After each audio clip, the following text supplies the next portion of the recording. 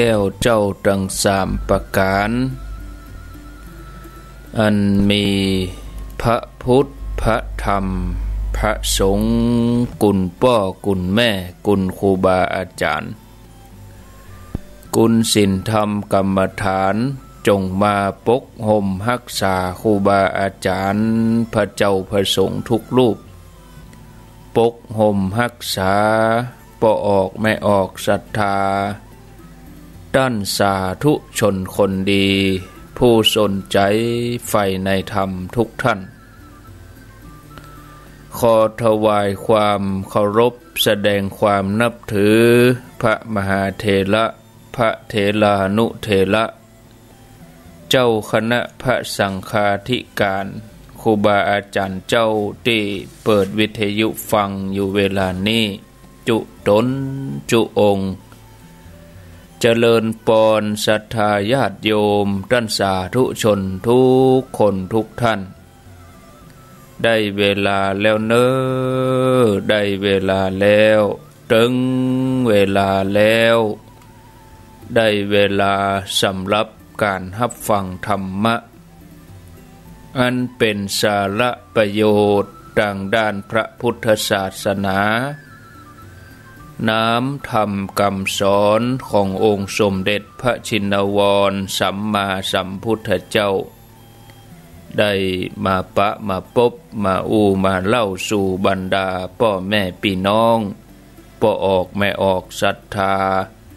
ด้านสาธุชนคนดีทั้งหลายแล้วไผที่ยังบ่ลุกก็ลุกมาเฮียนเน้อตี5 กับ 10 นาทีลุกมาเน้อตื่นมาเน้อลุกเน้อลุกเน้อลุกตื่นตื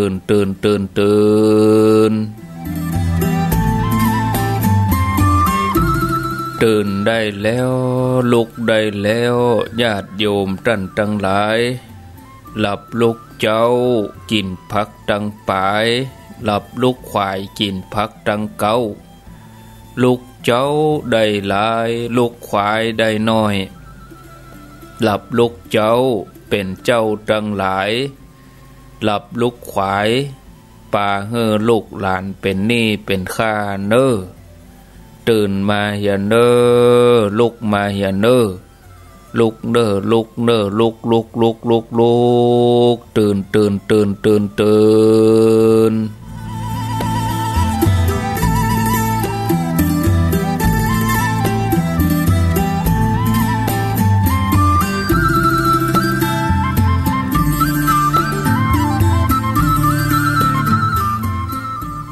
ลุก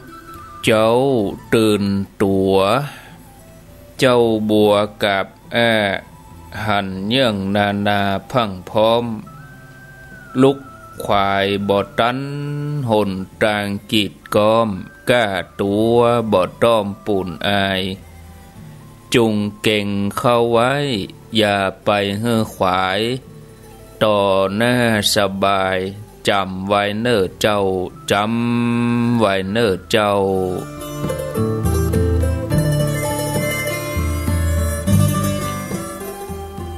อรุณสวัสดิ์ธรรมสวัสดีสวัสดียามเจ้าศรัทธาญาติโยมท่านผู้ฟังยินดีต้อนรับเข้าสู่รุ่งอรุณวันใหม่ปะกันเจ้านี้เป็นเจ้าของวันผัดพฤหัสบดี14 มกราคม 2564วันนี้เป็นวันเดือน5เหนือออก1ค่ำเดือน5เหนือออก1ค่ำพร่ำว่าเป็นวันผัดพฤหัสบดี14 มกราคม2564เวลาตี 5 กับ 14 นาทีรายการที่ท่านผู้ฟังได้รับฟังอยู่ณเวลานี้รายการเสียงธรรมแสงอรุณดำเนินรายการโดยอัตมภาพพระครูอภิวัฒนวิกรมวัดปากตังเจริญ ต ตำบลดอยหล่ออำเภอดอยหล่อจังหวัดเชียงใหม่มาพบญาติโยมท่านสาธุชนทั้งหลายอุณหภูมิตอนนี้12องศาแหล่งขวายก็จะแหล่งหนาวเนาะศรัทธาญาติโยมพอตามพยากรณ์อากาศก็ว่า6 โมงนี่จะ10 องศาวะแล้วก็ทางเจียงไฮ้เวียงปะเป้านี่ก็คงจะเป็นเลขตัวเดียวเนาะบักเก้าก็8นี่ก็ใช่โดยหล่อเพ่แม่เจ้านี่ตอนนี้เวลานี่12แล้วก็6 โมงก็เหลือ11 องศา7 โมงก็เหลือ10 องศาวะแหล่งขวายแหล่งเย็นรู้แล้วก็พอการคาดหมายลักษณะอากาศวันนี้อุณหภูมิภาคกลางวันนี่บ่เกิน25 องศาช่วงเมื่อวันเต็มที่เนี่ยประมาณเที่ยงปลายบ่ายโมงเนี่ยอุณหภูมิ25 องศาจากนั้นไปก็ลดลงแถมแมลงมาก็ลดลงแถมก็จะหนาวไปยังอี้อยู่หลายวันอยู่เน้อศรัทธาญาติโยมตลอดสัปดาห์ความเย็นนี่นะพยากรณ์อากาศลักษณะอากาศแถม7 วันไปตั้งหน้าปุ่นวันที่18-19ปุ่นจะอุ่นมาภาคเมื่อวันก็ประมาณ29-30 องศาก็พอดีอยู่แต่แม่เจ้านี่ยังเย็นอยู่เนอะบรรลุมาเตื้อก็ห่มผ้าตวบพันก่อนนอนฟังเนาะสบายรายการนี้นอนฟังออกรายการก็6 โมงก็ลุกมานึ่งข้าวจับพอดีแต่บางท่านนี่ก็ตื่นมาตั้งแต่ตี3ตี4วันนี้ตั้งสายใต้นี่บ่ได้ยินเนื่องจากว่าอินเทอร์เน็ตขัดข้องอินเทอร์เน็ตที่สถานีพุ่นนะแต่ที่อื่นนี่ก็ปกติเหมือนเดิมบ่ว่าเมืองฝางบ่ว่าตั้งฝ่ายหินอันนี้ก็เหมือนเดิมปกติแต่ว่าท่านชัยวัฒน์วันนี้เปิ้นบ่เข้ารายการเหมือนจะเอาเทปออกก็ตั้งตี 3มาจบไปตะกี้นี้เปิ้นถ้าจะรอฟังเหมือนกันเนาะรอฟังสถานีวันนี้เป็นอย่างเมื่อสถานีบ่เอื้อก็เอาเทปออกก็เป็นอย่างเนาะแม่แรงเบิดกับฟังเปิ้นแถมกรรมสำหรับท่านที่ติดตามฟังช่วงบ่าย3เบิดแม่แรงมาปะกันแล้วก็บ่เฮิ่ได้ขาดแคลวเสียเวลาวันนี้อยู่ด้วยกัน1 ชั่วโมงขอบคุณอนุโมทนาสถานีวิทยุทุกคลื่นทุกที่ทุกแห่ง 89.50 บ้านทุ่งเรดิโออนุโมทนาลุงดมป้าเทียมวันพุทธวงศ์ตัวตื่นเจ้าขึ้นมาก็เปิดสถานีเชื่อมสัญญาณเอารายการไปสู่ผู้ฟังทางบ้านเป็นประจำทุกเจ้าเวลาตี 5 ถึง 7 โมง 89.50 บ้านทุ่งเรดิโอคลื่นธรรมะของชุมชน 98.75 วัดห้วยตองซักกราบขอบพระคุณท่านพระครูวาปีวรมนิตท่านอาจารย์พระอาจารย์ชวริตชยวังโสโดยฝ่ายเทคนิคที่ดูแลที่สถานีมันดับกามันออกกาก็กดโทรศัพท์หาท่านก็เมตตาฝันฝ่าความหนาวมาดูแลสถานีฮื้อก็ยินดีกับขอบพระคุณอย่างสูงเวียงป่าเป้าเรดิโอ 90.0 มาเจ้าทีมงานของคุณดารุณีเมื่อค่ำยามแรงก็ฟังที่ดอยหมอกเรดิโอ 103.50 วิทยุคณะสงฆ์อำเภอฝาง FM 100.25 มนเสียงธรรมแม่แจ่ม 106.25 วิทยุชุมชนคนเมืองลี้ 103.75 น่านฟ้าเรดิโอ 101.75 เวลาตี 4 เกิงเป็นต้นไปจนถึงเวลา 8 โมงสำหรับน่านฟ้าเรดิโอเสียงธรรมจากวัดจันทร์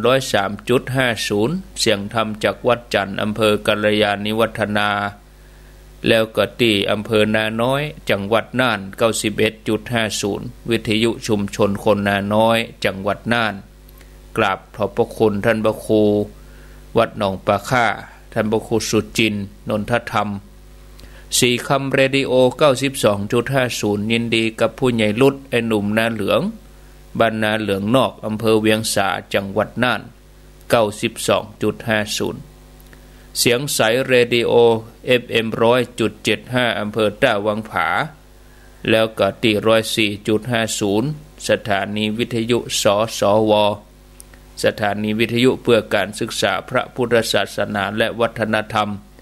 ตั้งอยู่ที่วัดฝ่ายหินตำบลสุเทพอำเภอเมืองเชียงใหม่ CM77 โดยแล้วก็ที่ล้านนาเรดิโอ 95.75 ของดีเจอ้อยตั้งแต่เวลา 5:00 เป็นต้นไป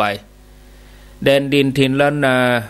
103.50 แดนดินถิ่นล้านนา 103.50 โดยพี่ไอรุจิสมบัติเงาคำตั้งอยู่ที่บ้านหงงัวตำบลน้ำบ่อหลวงอำเภอสันปะตองจังหวัดเชียงใหม่ได้ส่งกระจายเสียงไปสู่ญาติโยมผู้ฟังทางบ้านบทสวดที่เฮาจังได้ยินกันเวลาพระเจ้าประสงค์เปิ้นสาธยายมนต์บทสวดมนต์ที่สำคัญเวลาเปิ้นสวดมาถึงบทนี้เปิ้นจะจุดเทียนที่บาตรน้ำมนต์อันนั้นคือมงคล38เปิ้นฮ้องว่าเป็นมงคลสูงสุดเป็นสิ่งที่เฮาทำได้ด้วยตัวเองโดยปกติเวลาเฮาอู้ถึงมงคลนี่ไผก็ใครได้ญาติโยมทั้งหลายก็นึกถึงวัตถุมงคลสายศีลผ่องน้ำมนต์ผ่องวัดวาอารามเนี่ยอันนี้รวมไปจนถึงสิ่งที่แปลกใหม่ที่กึดกันขึ้นมามงคลวัตถุมงคลก็ผ่านการปลุกเสกพระเครื่องกาป้ายต่างๆกรรมอวยพรเนี่ยอันนี้ก็รวมแล้วก็คือเป็นมงคลคนเฮาญาติโยมทั้งหลายขออภัยเมื่อเจ้ามีอากาศมันแห้งเนาะก็จิบน้ำอุ่นตลอดนะน้ำอุ่นกับมะนาวแล้วก็ผสมน้ำผึ้งจิบเนี่ยมีชาสลับพ่องนะจิบใบชาญาติโยมเพิ่นเอามาถวายก็จิบกินไปกูเจ้าน้ำอุ่นอันนี้ก็รวมแล้วก็เป็นความเป็นมงคลเนาะคนเฮาเชื่อว่าถ้าได้วัตถุมงคลบนนี้ติดตัวก็อยู่กับบ้านกับจองก็จะเสริมเนี่ยเสริมสิริมงคลกับตัวเก่าก็แต่อันนั้นบ่ใจความเป็นมงคลสูงสุดเด้อถ้าเฮาต้องการความเป็นมงคลสูงสุดบ่มีทางอื่นนอกจากเฮาต้องทำด้วยตัวเองนะทำโดยวิธีใดอันนั้นก็คือทำความดีที่เป็นมงคลสูงสุดที่เงินทองซื้อหาบ่ได้ต้องทำเองฉะนั้นคนบ่มีเงินก็สามารถสร้างมงคลได้เข้าถึงมงคลสูงสุดได้ถ้าหากว่าทำดีด้วยกายด้วยวาจาด้วยใจข้อแรกก็คือบ่คบคนพาลคือคนชั่วบ่คบในที่นี้หมายความว่าบ่ไปคบค้าสมาคมแต่อาจจะฮู้จักมีธุระเกี่ยวข้องพ่องแต่บ่ไปคลุกคลีสนิทสนมเพราะอาจจะเสียผู้เสียคนแม้ว่าเฮามีเจตนาดีบางทีก็ใครช่วยเหลือเขาแต่ต้องระมัดระวังเว้นระยะห่างข้อที่2ก็คบบัณฑิตนี่เป็นกัลยาณมิตรอย่างที่เฮาได้ฟังพระเจ้าประสงค์เปิ้นสวดกันศรัทธาญาติโยมท่านสาธุชนเสวนาจะปารานังบัณฑิตานันจะเสวนาคนเฮาจะเสียนี่ก็เสียเพราะการไปคบคนพาลไปหาผิดคบบัณฑิตพาไปหาผลคบแห้งเป็นแห้งคบกาเป็นกาเนาะศรัทธาญาติโยมแล้วก็มีหลายอย่าง ญาติโยมเคยฟังครูบาอาจารย์เปิ้นเอามามาอธิบายให้แล้วนะแล้วก็ฟังอาตมาก็เอามาให้ญาติโยมฟังหลายครั้งเขาจะหันได้ว่ามงคลนี่ก็มีหลายอย่างนะเคยไว้แล้วญาติโยมทั้งหลายอย่างเรื่องบุญก็เหมือนกันบุญก็มีบุญกิริยาวัตถุ10บุญกิริยาวัตถุ3เนี่ยญาติโยมเขาฟังวิทยุมาตลอดก็คงจะพอเข้าใจนะภายย่ำเข้าใจบุญกิริยาวัตถุ3เตื้อก็ยุ่งว่ะเนาะจบข่าวฟังวิทยุมาแต่เมินท่านผู้ฟังญาติโยมท่านสาธุชนทั้งหลายมงคล38ก็ดีเหล่านี้ก็ล้วนเป็นบุญเป็นกุศลนะศรัทธาญาติโยมความอ่อนน้อมถ่อมตนก็ความเป็นผู้ว่าง่ายความสันโดษการรู้จักเคารพสิ่งที่ควรเคารพการมีความเปลี่ยนก็ดีศรัทธาญาติโยมท่านสาธุชนก็เป็นกลุ่มของบุญเป็นกลุ่มของมงคลเนี่ยศรัทธาญาติโยมแต่เป็นมงคลสูงสุดในขณะที่เราเอาปิกมาปฏิบัติมาปฏิบัติมาประพฤติปฏิบัติสุดท้ายก็มาลงที่จิตเกษมคำว่าจิตเกษมนั่นก็คือจิตบ่โศกเศร้าจิตบ่มีกิเลสเป็นจิตที่แม้แต่โลกธรรมจะมาแตะต้องก็บ่หวั่นไหวบ่ว่าทุกข์กับโลกธรรมโลกธรรมในที่นี้หมายถึงเหตุการณ์ตึงดีแล้วก็บ่ดีที่เป็นบวกแล้วก็เป็นลบเนาะแยกได้เป็น8อย่างได้ลาภได้ยศสรรเสริญสุขในที่นี้ก็คือสุขแบบโลกเปิ้นฮ้องว่าโลกิยะสุขแถม4อย่างนั้นที่เป็นของกู้กันก็คือเสื่อมลาภเสื่อมยศถูกนินทามีความทุกข์ในที่นี้ก็รวมถึงความเจ็บป่วยเป็นทุกข์แบบโลกที่มากู้กันโลกธรรมนี่ก็คือสิ่งที่ทำเป็นธรรมดาของโลกคือโลกมีความเป็นไปอย่างนั้นอย่างนี้คนเฮากู้คนนี่นะญาติโยมมันนี่บ่พ้นโลกธรรม8อิทธาลมอนิทธาลมฝ่ายเปิงใจฝ่ายบ่เปิงใจเนาะโลกธรรมฝ่ายบวกกาโลกธรรมฝ่ายลบกา2อย่างนี้เป็นของกู้กันเมื่อได้ลาภแล้วในที่สุดมาก็บ่พ้นจากการเสียลาภสักการะเหล่านั้นได้เงินได้ทองมาก็ต้องสูญเสียไปนะสูญเสียเพราะว่าต่อไปตั้งหน้าเราก็ต้องละจากโลกนี้ไปอย่างใดก็ต้องไปนะต้องจากเฮาไปถ้ามันบ่จากเฮาก็เป็นฝ่ายจากมันก็มีแต่ยะศรัทธาญาติโยมตอนที่เฮาจากโลกนี้ไปบ่ว่าจะสะสมอะไรอย่างมากก็หมดไปหมดลึงบ่ว่าจะเป็นทรัพย์สินเงินทองชื่อเสียงเกียรติยศอำนาจตำแหน่งเอาไปไม่ได้สักอย่างเนาะอันนี้เป็นธรรมดาของโลกแต่บ่ใจว่าเมื่อเฮาสูญเสียสิ่งมูนี้แล้วนะเฮาจะเป็นทุกข์เสมอไปมันก่อมใจนะถ้าเฮาปฏิบัติตามหลัก38อย่างนี้ให้ถึงพร้อมถึงแม้โลกธรรมมาแตะต้องหรือว่าเกิดขึ้นกับเฮาจิตใจก็บ่หวั่นไหวอันนี้เฮาก็บ่เป็นทุกข์บ่หวั่นไหวบ่ยินดียินร้ายแม้ได้มาเฮาก็บ่ได้เพลิดเพลินหลงละเลงดีใจแม้ว่าเฮาเสียไปเฮาก็บ่ฟูมฟายโศกเศร้าทุรนทุรายอันนี้ที่มีคนเปิ้นเขียนไว้ไว้สั้นๆว่ายามรุ่งเฮาสงบนะยามจบเฮาพร้อมจากยามรุ่งก็คือรุ่งเรืองยามเป็นดีเนี่ยเฮาบ่ดีบ่ดีเหลิงบ่หลงปราบปลื้มเกินไปเพราะรู้ว่าสักวันหนึ่งก็จะต้องสูญเสียหรือว่าร่วงโรยเข้าสู่ขาลงคนที่หูตันโลกธรรมสามารถทำใจให้เป็นปกติได้ญาติโยมทั้งหลายสุขที่ใจเป็นปกติคือสุขแบบเรียบ บ่ใจสุขแบบบือหวาเหมือนเวลาที่เราได้เสพได้กินได้ลาภได้กรรมชมได้กรรมยกย่องอันนั้นเป็นสุขแบบมีรสชาติมันมีความหวือหวาแต่ว่ามันปนมันเจือปนไปโดยโทษเหมือนกับน้ำหวานกินแล้วก็ลำดีถูกปากน้ำอัดลมน้ำหวานหมู่นี่แต่กินไปอย่างไดมันก็บ่เท่าน้ำเปล่าบ่เท่าน้ำที่มันจืดนะมันจืดนี่มันอาจจะบ่ลำแต่มันมีประโยชน์เป็นน้ำสะอาดน้ำหวานน้ำอัดลมเขากินเข้าไปมันก็เป็นโทษกับร่างกาย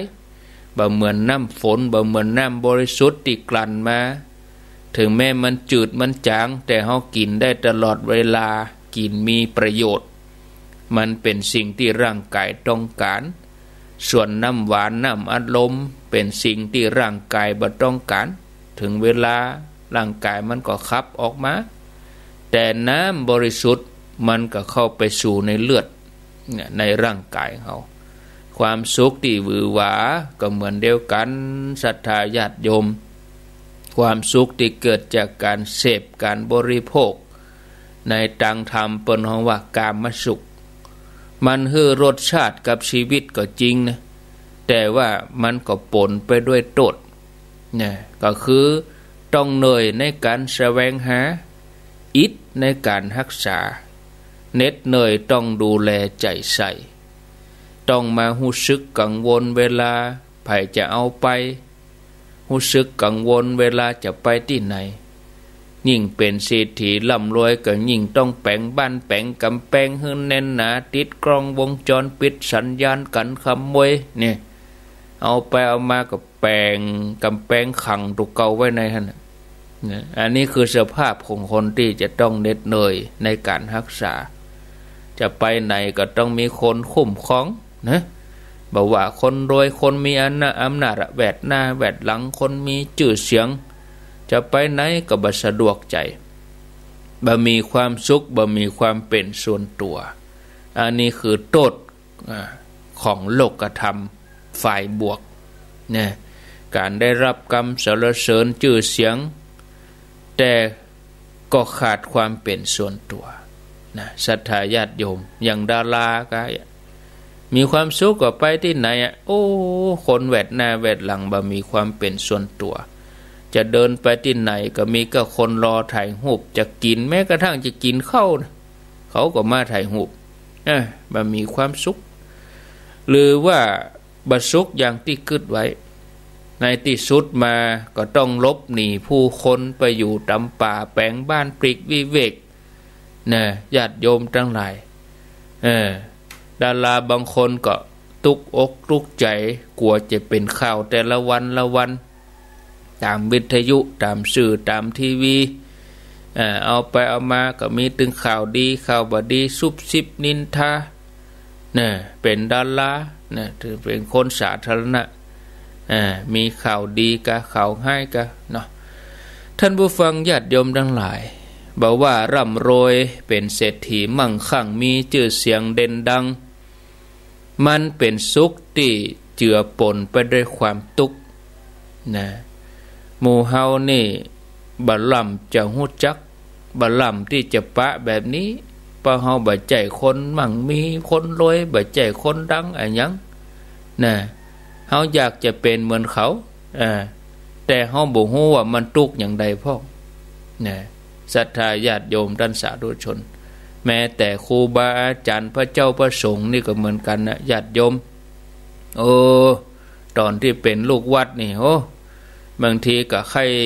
ไปเป็นเจ้าอาวาสใครไปอยู่วัดนั้นวัดนี้หันว่าเจ้าอาวาสนี่ได้รับสิทธิหลายอย่างมีคนมาตานกูข้ามกูเจ้าได้นั่งหัวแถวเวลาฉันก็ได้ฉันก่อน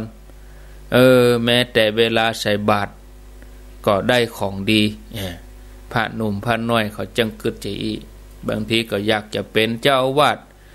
บอกกองเป็นเจ้าอาวาสป่าก็ว่าตัวเองเป็นตุกล่ะคำนี้ศรัทธาญาติโยมจะต้องไปหันไปนี่ปฏิเสธบ่ได้ไปเทศไปโปรดโยมไปทำบุญที่หันที่นี่ มันแบบใจดีเหมือนกันนะ มันแบบใจมีความสุขนะเพราะบางทีมีเวลาส่วนตัวหรือเวลาน้อยตัวเลือกมีน้อยญาติโยมทั้งหลายบางทีงานจนกัน2 งาน3 งานงาน1ได้ไปงาน1บ่ได้ไปงานที่ได้ไปก็ดีใจงานบ่ได้ไปก็น้อยใจเนี่ยหัวอกตัวเจ้าอันเนี้ยญาติโยมทั้งหลายเกิดไปเกิดมาถอยหลังปิกไปเป็นลูกวัดดีกว่านี่เมื่อนึกว่าเจ้าวาดจะตุกขนาดนี้ตุกในเรื่องการเกิดการสร้างรับภาระแบกภาระคนนั่นคนนี้ให้โมสปะสปันหลายอันหลายอย่างสุขแต่ว่ามันเจือด้วยตุกน่ะสบายแต่มันปนด้วยความบัดสะดวกบัดสบายเหมือนกันอันนี้เป็นธรรมชาติของโลกธรรมนะพระพุทธเจ้าเปิ้นเปรียบกับกามสุขเหมือนกับ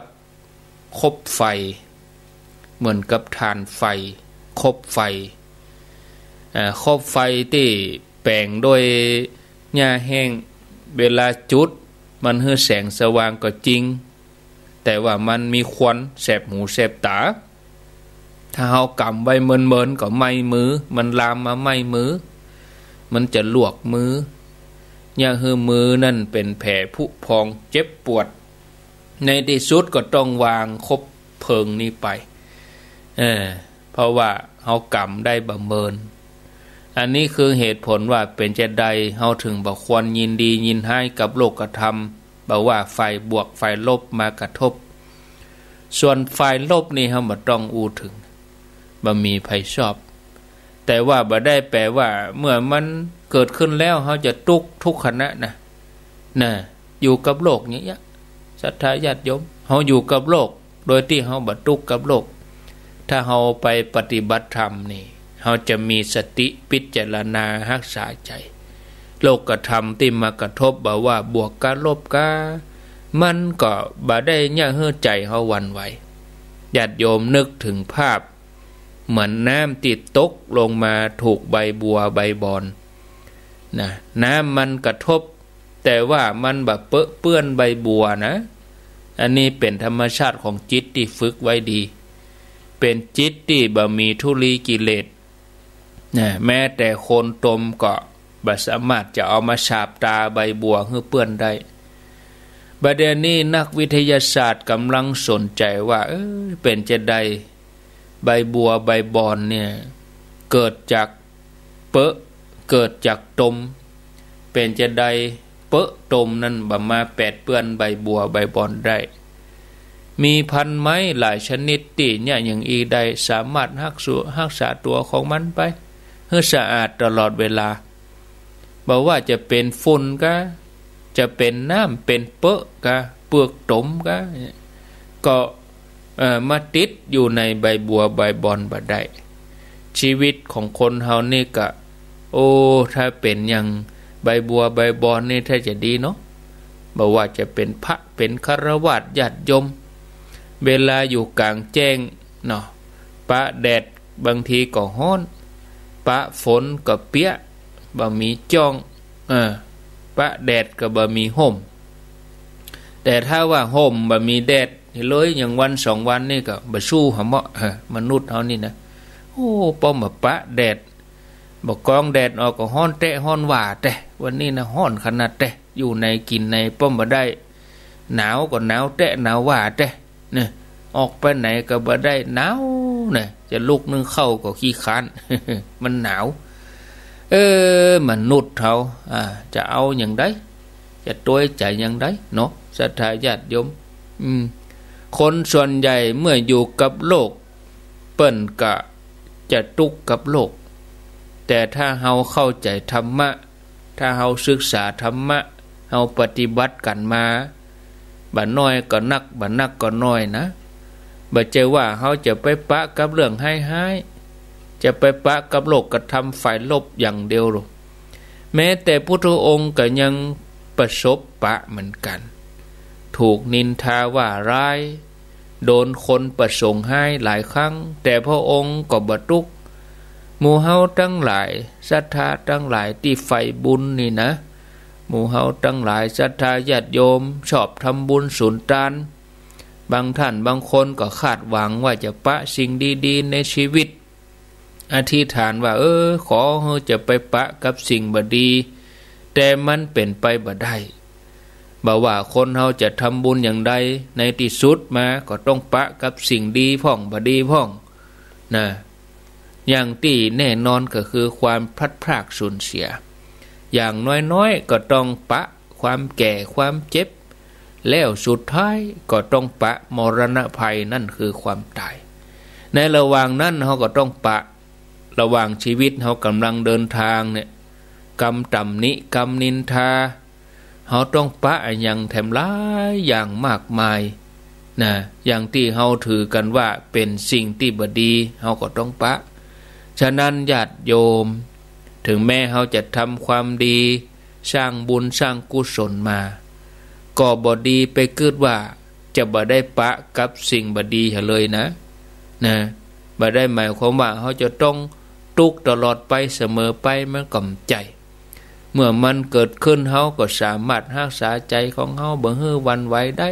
เพราะเฮามีธรรมะเฮาฝึกมาดีแล้วศรัทธาญาติโยมท่านสาธุชนที่เปิ้นสวดกันเป็นบทมงคล38บทท้ายๆเนี่ยนะเปิ้นก็ได้ย่นย่อว่าให้ความสวัสดีจงมีแก่ทุกสถาน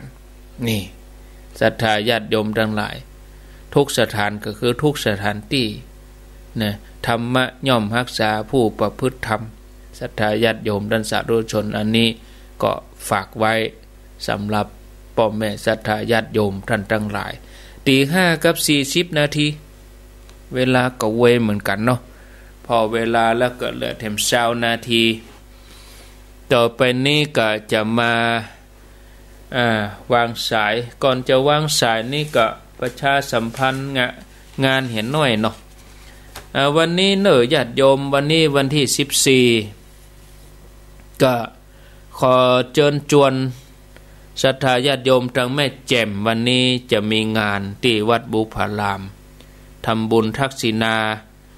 ตานหาหลวงพ่อพระครูมหามงคลครบรอบ129 ปีชาตการ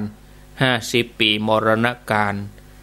พระครูมหามงคลอดีตเจ้าคณะอำเภอแม่แจ่มผู้ก่อตั้งวัดบุพารามที่วัดบุพารามตำบลจังเครื่องอำเภอแม่แจ่มจังหวัดเชียงใหม่ในวันนี้14 มกราคม 2564เวลาตั้งแต่ 9 โมงเป็นต้นไปก็ขอเชิญชวนศรัทธาญาติโยมท่านทั้งหลายหลวงพ่อพระครูมงคลวิสิทธิ์เจ้าคณะอำเภอแม่แจ่มเจ้าวาดวัดบุพารามได้แจ้งฝากประชาสัมพันธ์มาครูบาอาจารย์ก็ไปหลายตนเนาะอาตมาก็ตั้งใจว่าจะไปว่าติดธุระบ่ได้ไปวันนี้มีงานบวชตัวงานเก็บกระดูกตัวสะปะสะปันเมื่อค่ำแมลงเบิดก็กลัวปิกมาบัดตันจะอิดจะหิวเนาะแมลงเบิดจะไปอันป่าเมือดป่าเมือดสันทรายอยู่นี่งานขาวดำต่อไปนี้ก็จะเป็นเรื่องเกี่ยวกับตังเวียงปะเป้าเสียหน่อยหนึ่งโรงพยาบาลส่งเสริมสุขภาพตำบลแม่เจดีใหม่แม่เจดีใหม่อำเภอเวียงปะเป้าจังหวัดเชียงรายขอเชิญชวนศรัทธาพี่น้องทั้งหลายร่วมทอดผ้าป่าในการจัดซื้อที่ดินเพื่อขยายเขตโรงพยาบาลส่งเสริมสุขภาพประจำตำบลแม่เจดีใหม่สถานีอนามัยปางอ้ายตามจิตศรัทธาเจ้าภาพตารางเมตรละ 1,500 บาทเนอะญาติโยมเปิ้นจะทอดวันที่15 มกราคมก็วันพุธนี้แล้วกันนี่นะศรัทธาญาติโยมเนาะวันที่15 มกราคม 2564เวลา 13 นาฬิกา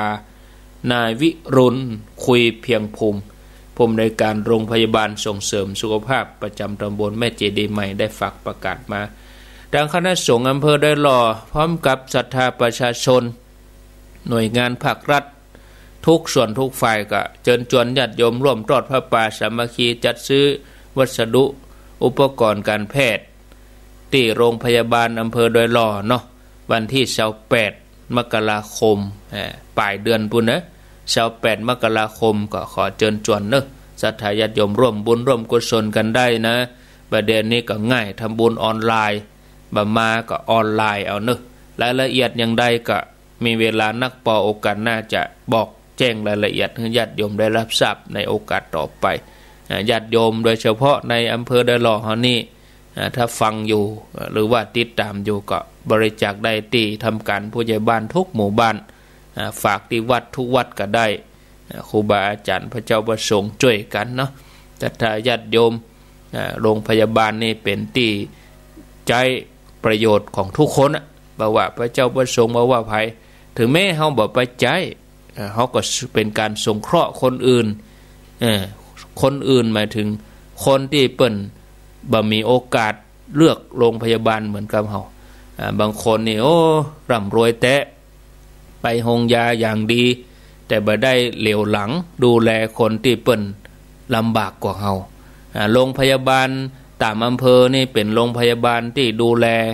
คนที่เปิ่นบ่มีโอกาสไปเลือกโรงพยาบาลเอกชนถ้าโรงพยาบาลดังๆนี่ก็คนฐานะดีเขาก็เลือกไปโรงพยาบาลอย่างนี้มันเป็นการสงเคราะห์ช่วยเหลือกันเขาดูแลตัวเองแล้วบ่เขาก็ต้องสงเคราะห์คนอื่นโดยบ่แจกะเอากะตัวเก่า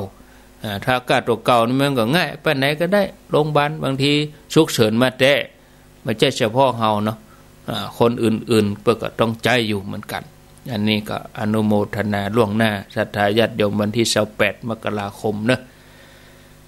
มีแล้วก็นี่งานเนาะมีแล้วก็ต่อไปก็จะวางสาย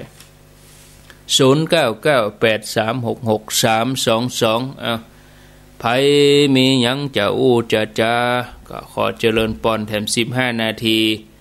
ต่าง104 6โมงก็ฟังท่านพระครูวัดวังสิงห์คำส่วนทางคลื่นสีขาวก็เป็นท่านพระมหาสมชาติทางเมืองฝั่ง6โมงเปิ้นก็ตัดสัญญาณเนาะศรัทธาญาติโยมเปิ้นจะตัดสัญญาณ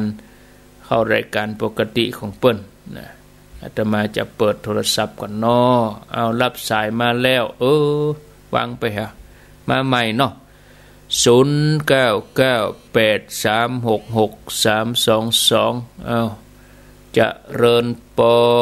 นเจริญปอนการรักษาเจ้าท่านพระครูจากที่ไหนตั้งใดเรียงแบบเป้าไปเจ้าห่างต่ำไปเจ้าห่างต่ำอุณหภูมิเท่าใดเจ้านี่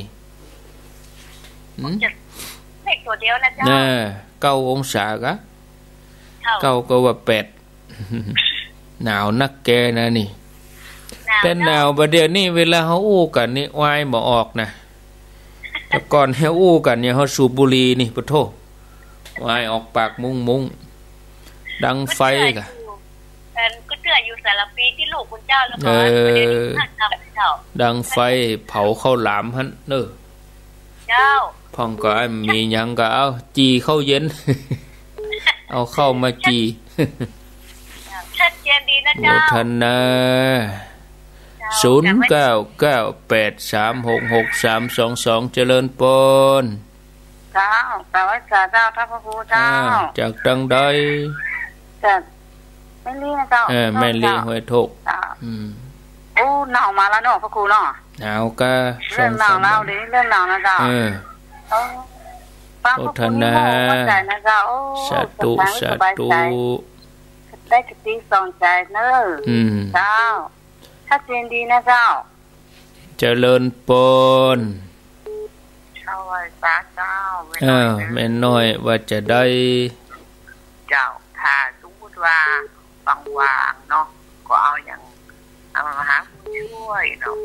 พระพยอมเนี่ยเขาก็เดี๋ยวฟังเดี๋ยวมันก็เป็นวิทยากาศนะเจ้าเต้นได้ยินอาจารย์สุจินนะเจ้าเนาะอาจารย์สุจินนี่ลองหามาใส่ฟองนะเจ้าเมาอะสุจินว่าตู้เจ้าเมาไหมจะเหมาะเอาปีแล้ววันนี้ไปชอบฟังเอาคนเดียวเอามาใส่สาหน้านี่ก็มาด่าตู้เจ้าเนี่ยมากะอันนั้นคุณนักไว้ตั้งงานอย่างก็อันก็ปล่อยเขาเปิ่นไปอย่างนั้นนะเจ้าโอ้ท่านนะเอามาใส่ได้ก็ไม่ด่าพระด่าเจ้าเนี่ยมากะไป ปฏิบัติก็ปฏิบัติไปเฮาบ่จะไปว่าหยังตนนั้นบ่ดีตนนี้บ่ดีมันจะไปว่าหยังแล้วเฮาปฏิบัติได้เฮาปฏิบัติคนเดียวไปอะนะ0998366322ก็ถึงเฮาก็ยังกินยังใจอยู่เฮาก็บ่ใช่ว่าจะไปหลุดจากกิเลสอย่างหมดไปเลยถึงว่านะไปเอาตัวเก่าว่าเอายังกินยังใจอยู่ยังกินยังด้อยอยู่มนุษย์เฮานี่นะ0998366322พระไม่น่าเรียนเลยเรียนทำไมก็บ่เฮียนอย่างเงี้ยยัยบ่เฮียนจะเอาหยังมามาเทศหรอกก็อยู่กับวัดเนาะเพราะพระต้องปฏิบัติอย่างเดียววัดบ่เดียวมันเหมาะสมอย่างใดเฮาอยู่กับเจ้าบ้านอยู่กับชุมชนต้องไปแปลงวัดในอุดมคติกะจะไปอยู่ฮื้อพอต้องแบบบ่ต้องได้กึดอย่างนี้นะลองแปลงฮื้อพอหรอมันก็บ่มีไผกล้าแปลงฮื้อเหี้ยเอาอยู่แบบบ่มีหยังอ่ะคือจะอยู่ฮื้อพอได้กะอันนี้ก็เด็กกันละเอาบ้านเฮามาได้จะปล่อยหลวงตุเอาอย่างใดมาได้บ้านเฮาจะปล่อยพระป่ามีวะกฐินมีวะอย่ามาเฮามาอยู่อย่างเอี้ย